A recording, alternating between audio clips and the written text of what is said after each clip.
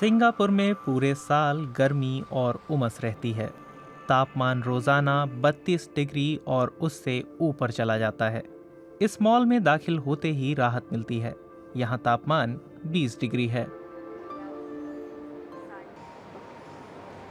Mall को ठंडक दे रहा है जमीन से 25 मीटर नीचे लगा दुनिया का सबसे बड़ा भूमिगत एयर कंडीशनर।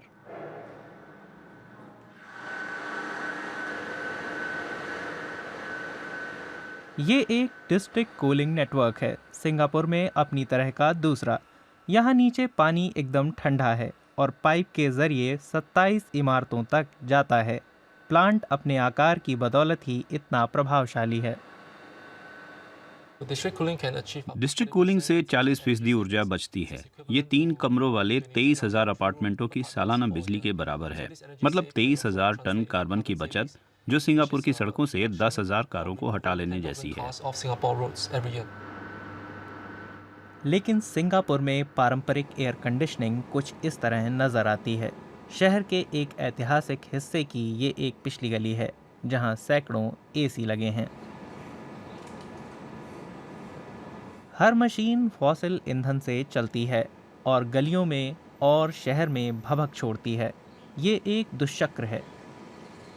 ग्लोबल वार्मिंग और गर्मी की लहरों के चलते एसी के बिना रहना मुश्किल है, लेकिन ज़्यादा एसी का मतलब है पर्यावरण में और ज़्यादा तपिश का उत्सर्जन। सिंगापुर के संस्थापक प्रधानमंत्री ली कुआन यू ने एक बार कहा था कि एसी 20वीं सदी का सबसे बड़ा आविष्कार है। ली कुआन यू सिंगापुर को यूरो अमेरिकी निवेशकों के लिए बहुत ही खुशगवार और आरामदेह बनाना चाहते थे। हम इसे मजाक में छोटा अमेरिका कहते हैं। यहाँ हर इमारत पूरी तरह से एयर कंडीशन्ड है। लेकिन इस चक्कर में टाई खेंग सून कहते हैं, वास्तुशिल्प का स्थानीय जलवायु के माफिक विकास भुला दिया गया।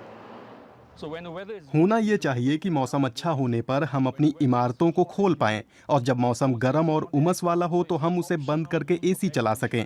फिर ये एसी का वैकल्पिक इस्तेमाल होगा, उसकी अनिवार्य जरूरत नहीं। ट्रॉपिकल इलाकों के वास्तुकारों के सामने ऐसी इमारतें बनाने की चुनौती है। गर्म उमसदार इलाकों में गगनचुंबी इमारतें बनी हैं। ये होटल उसकी मिसाल है। कूलिंग सिंगापुर रिसर्च प्रोजेक्ट से जुड़ी वास्तुकार आयु सुकमाडेलिया बताती हैं, इस इमारत के आगे के समूचे हिस्से को कवर करते वर्टिकल बागीचे लगे हैं। इमारत के चारों ओर वनस्पति रहने से सतह का तापमान कम हो सकता है। अपने अध्ययन में हमने पाया कि इमारत के सामने कम से कम 10 मीटर की ऊंचाई वाला वर्टिकल गार्डन लगाने से तापमान 5 डिग्री सेल्सियस तक कम हो जाता है। सिंगापुर की सबसे नई सार्वजनिक आवास परियोजना तेनगाह में बहुत सारे समाधान तलाशे गए हैं। डिस्ट्रिक्ट कूलिंग यानी इमारतों को ठंडा करने की केंद्रीकृत प्रणाली को आंशिक ऊर्जा सूरज से मिलती है। इलेक्ट्रिक वाहनों के चार्जिंग स्टेशन, साइकिलों की लेन, अर्बन खेत और छतों पर बगीचे। आने वाले समय के सिंगापुर की ये एक झलक है। जलवायु परिवर्तन की चुनौतियों में खुद को ढाल रहा एक ज़्यादा टिकाऊ शहर।